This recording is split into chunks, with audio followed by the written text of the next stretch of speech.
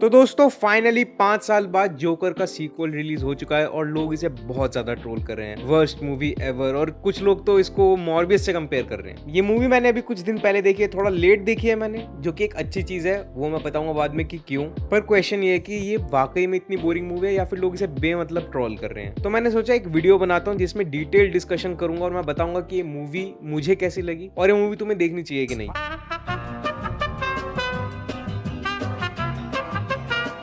तो कहानी इस फिल्म की बहुत ज्यादा सिंपल है। जो फर्स्ट पार्ट में आर्थर ने जितने भी मर्डर्स किए थे उसके लिए वो अरेस्ट हो चुका है, अभी वो असाइलम में है और उसका कोर्ट में केस भी चल रहा है और इस केस के लिए पूरा अमेरिका एक्साइटेड है। जो एलिट्स हैं उनको लग रहा है कि भाई आर्थर फ्लेक को सीधा डेथ सेंटेंस दो, और जो उसके फॉलोअर्स हैं वो कह रहे हैं कि जोकर को रिलीज करो। एक पूरा ऐसा प्रोटेस्ट चल रहा है उसके लिए कि रिलीज जोकर। वहीं एक दिन असाइलम में उसे हार्ले भी मिल जाती है, फिर उन दोनों को एक दूसरे से प्यार हो जाता है धीरे धीरे, और पूरी मूवी इसी के अराउंड रिवॉल्व करती है हार्ले और जोकर के रिलेशनशिप पर और आर्थर फ्लेक के पूरे ट्रायल पर।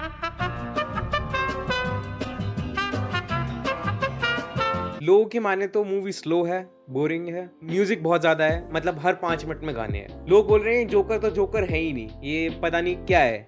उन्हें हार्ले का भी ये वर्जन पसंद नहीं आया। एक एक करके समझते हैं इन सब चीजों को, ठीक है। फर्स्ट ऑफ ऑल जोकर 1 भी बहुत ज्यादा स्लो थी, तो ये एक्सपेक्टेड था कि सेकंड पार्ट भी इसका स्लो ही होगा। वैसे जिन लोगों को स्लो ड्रामा देखना पसंद नहीं है वो लोग जोकर देखने क्यों आए, सेकंड पार्ट तो खासकर, क्योंकि फर्स्ट पार्ट जब उन्होंने देख लिया था कि ऐसा है, ऐसी ही पेस रहेगी इस मूवी की, तो वो सेकंड पार्ट क्यों देखने आए मुझे समझ में नहीं आया। बट मूवी इतनी भी स्लो नहीं थी जितनी की बाकी मूवीज एक्चुअली में होती हैं, जो स्लो पेस ड्रामा होता है, जैसे कि मार्टिन स्कॉर्सेज़ी की बहुत सारी फिल्म्स ले लो, good fellas, killers of the flower moon, Irishman. मैं तो इस एक्सपेक्टेशन से ही गया था कि मूवी स्लो होगी, तो इस बात से मैं डिसअपॉइंट नहीं हुआ। बात आती है म्यूजिकल की। मेकर्स ने ये बात बहुत पहले ही बोल दी थी कि ये मूवी म्यूजिकल होने वाली है। अगर तुम्हें म्यूजिकल नहीं पसंद है तो फिर तुम क्यों गए थे देखने के लिए। हर किसी का टेस्ट नहीं होता भाई म्यूजिकल देखने का, और एक्चुअली मैं बताऊं तो जोकर में इतने सारे गाने हैं भी नहीं। जैसे कि अगर तुम ला ला लैंड देखो, एक और मैं मूवी देखने गया था वो भी म्यूजिकल थी, द लिटिल मरमेड नाम था शायद उसका। बहुत ही गंदी मूवी थी। मैं 15 मिनट बैठा और मैं उठ के आ गया था, क्योंकि 15 मिनट में कम से कम 6-7 गाने थे। उसमें लोग बात ही नहीं कर रहे हैं।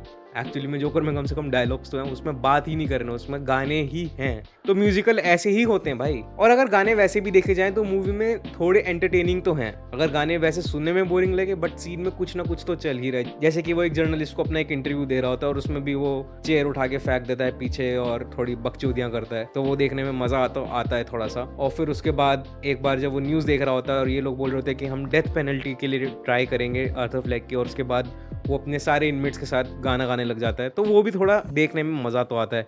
और जो मेरा पर्सनल फेवरेट है, द जोकर इज मी, जो कोर्ट रूम के अंदर उसका गाना था, वो तो बहुत ही अच्छा था। और इस मूवी को म्यूजिकल क्यों रखा भाई, जोकर हमेशा से शोमैन था। तुम उसके कॉमिक्स उठा के देख लो, तुम उसकी वीडियो गेम्स उठा के देख लो, तुम उसके एनिमेटेड सीरीज में देख लो, वो हमेशा से गाने गाता था, डांस करता था। उसने हर वर्जन में ऐसा किया है, पर इससे पहले जोकर ने किसी लाइव एक्शन मूवी में ऐसा नहीं किया, तो ये थोड़ा फ्रेश तो था। मूवी में एक्शन नहीं था। देन अगेन फर्स्ट पार्ट के टाइम पे उन्होंने बोल दिया था कि this is not going to be about super heroes, वो सुपर हीरो मूवी के जॉनर में भी नहीं आने वाली है। और एक चीज मैंने रियलाइज करी, मैं गलत भी हो सकता हूँ, बट मुझे ऐसा लगा कि Tod Philips played with all of us. Just imagine, जो लोग कोर्ट रूम के बाहर प्रोटेस्ट कर रहे थे, जो उसके जोकर के फैंस थे, वो चाहते थे कि आर्थर फ्लेक जोकर ही बना रहे, और भी क्राइम्स कमिट करे, और भी ज्यादा वायलेंस करे। एक टाइम पे आके आर्थर फ्लेक को ये रियलाइज हो गया था कि ये लोग मुझसे जो चाहते हैं मैं वो नहीं बन सकता, मैं अपनी पूरी लाइफ वो चीज कंटिन्यू नहीं कर सकता। एज एन ऑडियंस हम भी उससे ये एक्सपेक्ट कर रहे हैं कि वो वायलेंस करे, जोकर ही बना रहे, मारे लोगों को। तो in a way we are people who were outside the courtroom, right. हम लोग उसके वैसे वाले फैंस हैं। समझ रहे हो क्या बोलने की कोशिश कर रहा हूँ मैं। टॉड फिलिप्स खेल गया हमारी मेंटालिटी के साथ। हो सकता है यही साइकोलॉजी हो इस मूवी के पीछे, हो सकता है नहीं, क्योंकि टॉड फिलिप्स ने शायद ही ये एक्सपेक्ट किया होगा कि इसको इतना बैकलैश मिलेगा।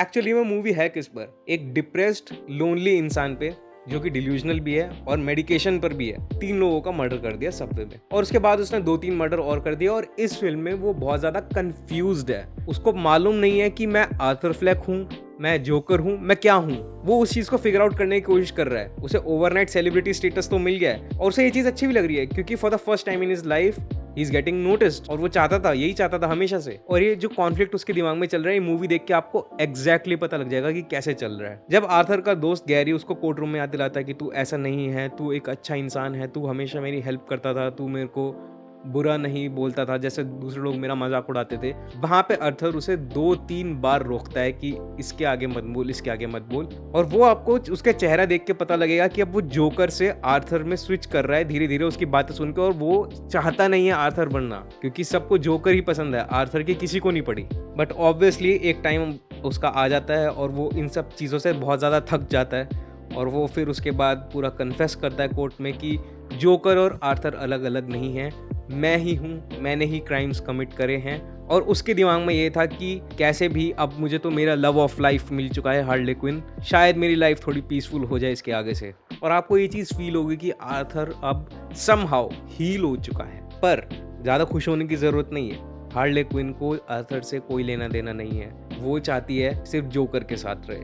तो ऑब्वियसली वो उसे छोड़ के चली जाती। हार्ली तू रंडी है साली। ये जो सारी बातें मैं डिस्कस कर रहा हूँ, ये मूवी में बहुत अच्छे से दिखाई हुई है। आपको एक एक रेंज ऑफ इमोशन होआकिन फीनिक्स का भी और लेडी गागा का भी अच्छे से दिखाई देगा। और इस मूवी में मुझे क्या अच्छा लगा, मैंने वो आपको बताया था, द जोकर इज मी, वो गाना मुझे बहुत अच्छा लगा। एंड में एक उसकी एक हिंट आती है वो जोकर की, और वो मुझे ये वाले जोकर की याद दिलाता है, जो कि इससे पहले मैंने किसी और लाइव एक्शन जोकर में नहीं देखा। इस गाने के एंड में जो उसकी आंखों में पागलपन दिखता है, नेक्स्ट लेवल है भाई। तो हाँ, अच्छी चीज़ों में ये काउंट होगा कि ये मूवी जो बोलना चाहती है वो स्ट्रांगली बोल देती है कि आर्थर फ्लेक जोकर नहीं है, इवेंचुअली कोई और जोकर की जगह लेगा। He was just an inspiration for someone. पर क्या इस मूवी में सब कुछ ही अच्छा था? नहीं, मैं बताता हूँ क्या मुझे बुरा लगा।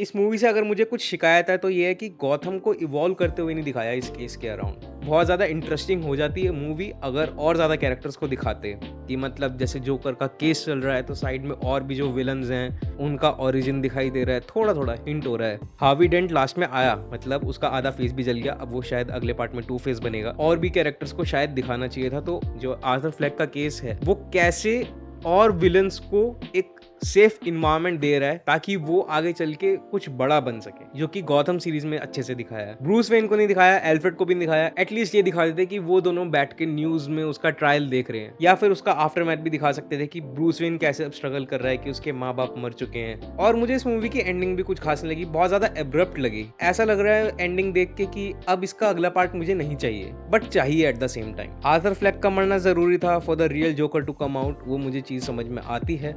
और वो लास्ट में बोलता भी है that I want a son to take my place। मुझे पता नहीं जोकर का तीसरा पार्ट बनेगा या नहीं, क्योंकि इतना ज्यादा ट्रोल हो रही है तो शायद ही बने, बट मैं चाहता हूं कि बन जाए।